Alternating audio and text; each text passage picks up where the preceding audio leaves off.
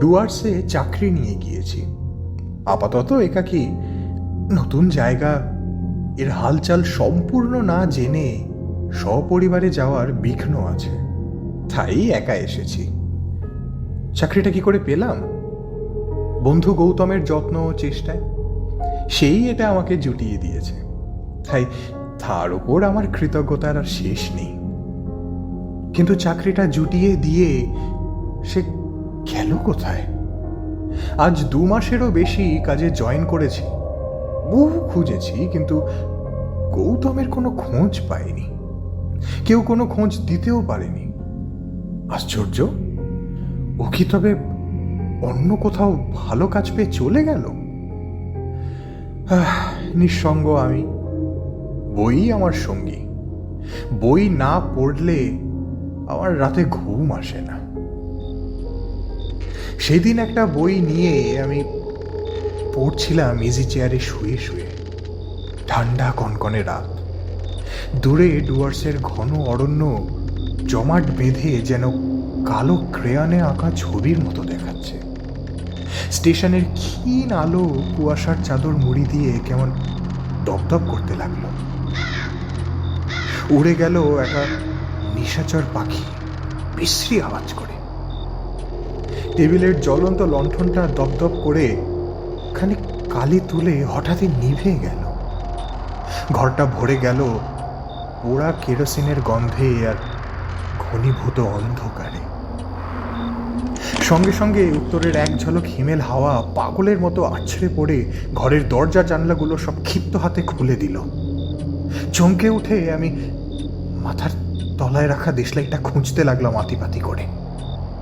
তবে হঠাৎ পেছন থেকে কে যেন বলল, এই নে দেশলাই, হয়তো ড্যাম্প লেগেছে, জ্বলবে না, তবে চেষ্টা করে দেখতে দোষ কি। ভীষণ ভয় পেয়ে চমকে উঠলাম। ঘরে তো আমি একা ছিলাম, তাহলে ঈশ্বর কার? কিন্তু খানিকক্ষণ পর বুঝলাম গলার স্বরটি আমার চেনা। আমি কম্পিত গলায় বললাম, গৌতম, তুই? আরে বিমল, দেখতে এলাম তোকে ভাই। এই রাত দুপুরে? তোর আর আসবার সময় হলো না? না রে, আমার যে সময় বড় কম। তোর কাছে আমি কিছু বলবো, কথাগুলো খুবই জরুরি। আমার সঙ্গে একটু আসতে হবে ভাই বাইরে। আমি খুশি হয়ে বললাম, এটা আর বেশি কথা কি, চল কোথায় যেতে হবে। এই চাকরিটাও তো তোর জন্যই পেয়েছি ভাই। তুই আমার কত উপকারী বন্ধু, তার ওপর ছোটবেলার খেলার সাথী। যাব নিশ্চয়ই, দাঁড়া, গায়ে একটা চাদর দিয়ে নি, বাইরে খুব ঠান্ডা। বাইরে বেরিয়ে আমরা পাশাপাশি হাঁটতে লাগলাম, কিন্তু গৌতম কেন যেন একটু দূরে দূরে আমাদের মধ্যে একটা তফাৎ বাঁচিয়ে চলতে লাগলো। হঠাৎ লক্ষ্য পড়ল গৌতমের গায়ের ওপর। ওর গা খালি, ঠান্ডার মধ্যে খালি গায়ে গৌতম হাঁটছে কি করে? আমি ব্যস্ত হয়ে উঠলাম, বললাম, এ কি, তোর গায়ে যে কিছুই নেই, তোর শীত লাগছে না? নে আমার এই চাদরটা নে। গৌতম কিছু না বলে আমার দিকে স্থির দৃষ্টিতে তাকিয়ে রইল কিছুক্ষণ, তারপর বলল, আমার শীত লাগে না রে, ওটা তুই রাখ। তার দৃষ্টিতে কি ছিল জানি না, আমি যেন কেমন হতবাক হয়ে গেলাম। কিছু যে বলবো তাও পারলাম না, চুপ করেই চলতে লাগলাম। রাতের ঘন অন্ধকারে গৌতমকে ভালো করে দেখা যাচ্ছিল না। অনুমানে বুঝছিলাম সে আমার সঙ্গেই আছে। খানিকটা দূরে পাশাপাশি পাথর রাস্তার উপর পড়েছিল। গৌতম নিজে একটার উপর বসে অন্যটা আঙুল দিয়ে আমাকে দেখিয়ে দিয়ে বলল, বস এখানে, দরকারি কথাটা আজ সেরেই নি। তুই কিন্তু কোনো প্রশ্ন না করে সব কথা শুনে যাবি আগে। হ্যাঁ, করবারও দরকার নেই। তারপর বন্ধুর জন্য যা পারিস করবি। আমি বললাম, বেশ, বল কি বলবি। গৌতম শুরু করলো। আমি একটা ব্যবসায়ী ফার্মে চাকরি করতাম জানিস। ওরা আমাকে অনেক টাকা মাইনে দেওয়ার প্রতিশ্রুতি দিয়েছিল। কিছুদিন কাজ করবার পর আমি বুঝতে পারি ওরা সৎভাবে টাকা রোজগার করে না, বরং খুবই অসৎ পথ বেছে নিয়েছে টাকা করবার জন্য। আমার এই ব্যাপারটা একবারই পছন্দ নয়। এটা ওরা বুঝতে পেরে আমাকে তাদের টাকার একটা মোটা অংশ দিয়ে আমার মুখ বন্ধ করে দিতে চায়। কিন্তু আমি ওদের ওই পাপের টাকা একেবারেই নিতে চাইনি, বরং আমাকে সব টাকার অংশ দিতে চাইলে আমি চাকরি ছেড়ে দেবো বলি। তখন ব্যাপারটা আরও ঘোরালো হয়ে ওঠে। ওরা আমাকে নজরবন্দি করে ঘরে আটকে রাখে। একদিন আমি গভীর রাতে পালাবার চেষ্টা করে ধরা পড়ে যাই ভাই। খুবই ভয় পেয়েছিলাম ওরা বুঝি আমাকে মারধর করবে, কিন্তু কিছুই করলো না দেখে আমি বেশ অবাক হয়েছিলাম। তবে ওদের চালচলন, চোখ মুখের চাউনি দেখেও বুঝতে পারছিলাম আমার জন্য আরো ভয়ঙ্কর কিছু অপেক্ষা করে আছে।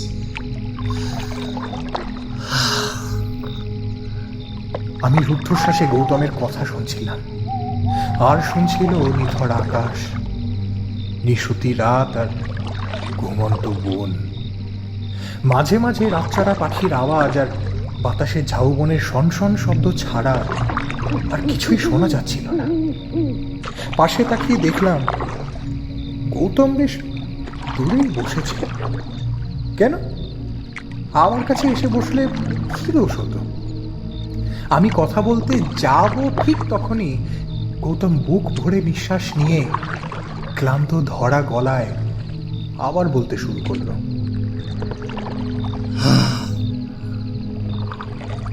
জানিস তো, ওরা আজ হঠাৎ আমাকে বলল, অনেকদিন ঘরে বন্দি আছো, চলো আজকে একটু বেরিয়ে আসবে।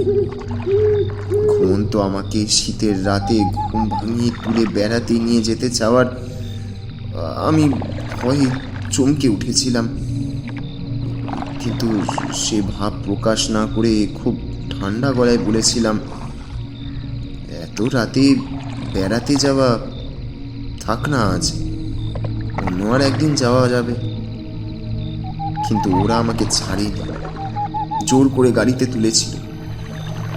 তারপর গাড়ি ছুটিয়েছিল জঙ্গলের পথে।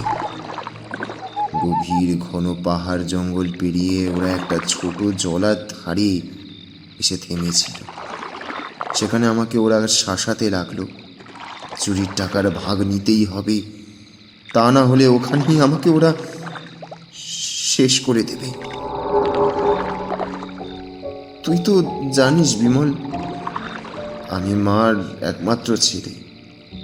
মার কাছে কখনো কোনো অন্যায় করবার শিক্ষা পাইনি। চুরি করা টাকা আমি কেমন করে মার হাতে তুলে দেব বলতো? তার চেয়ে তো আমার দ্বিধা দেখে ওরা বুঝে নিল আমি আর যাই হই চোর নই। তারপর আমাকে ওরা খুন করে ওই জঙ্গলে ফেলে দিয়ে গেল।